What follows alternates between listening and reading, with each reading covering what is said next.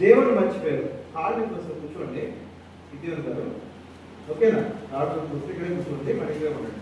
Okay, మరి ఇశ్రాయేలు ప్రజలు ఏం చేశారంటే దేవుణ్ణి మర్చిపోయాక, ఓకే, వాళ్ళు పాపం చేస్తాం స్టార్ట్ చేశారు. పెద్దవాళ్ళు కదా, పాపం అంటే ఏమో అనుకుంటా ఉంటాం మనం చిన్న పిల్లలే అనుకుందాం, మీరే ఇశ్రాయేలు ప్రజలు అనుకుందాం. ఇప్పుడు గిద్యోను ఏ పక్క నుంచి వచ్చాడు? ఈ పక్క నుంచి కదా. ఓకే, వీళ్ళందరూ ఇశ్రాయేలు ప్రజలు అనుకుందాం, ఓకేనా? ఈ ఇశ్రాయేలు ప్రజలు ఏం చేశారంటే దేవుణ్ణి మర్చిపోయి పాపం చేస్తాం స్టార్ట్ చేశారంటే ఏం చేస్తారు వీళ్ళు? ఏం చేస్తారు చెప్పండి?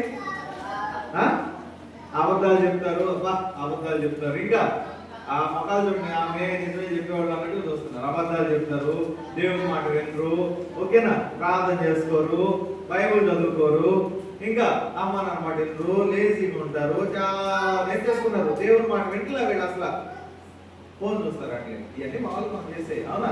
దేవుని మాటలు వినకుండా ఇజ్రాయెల్ ప్రజలు కూడా ఏం చేస్తున్నారంటే పాపం చేస్తున్నారంట, దేవునికి వ్యతిరేకంగా జీవిస్తున్నారంట, దొంగతనాలు చేస్తున్నారంట, ఓకే, అబద్ధాలు ఆడుతున్నారంట, ఓకే, గొడవలు పడుతూ ఉన్నారంట, దేవునికి ఇష్టంగా జీవించట్లేదంట వాళ్ళు. అవునా?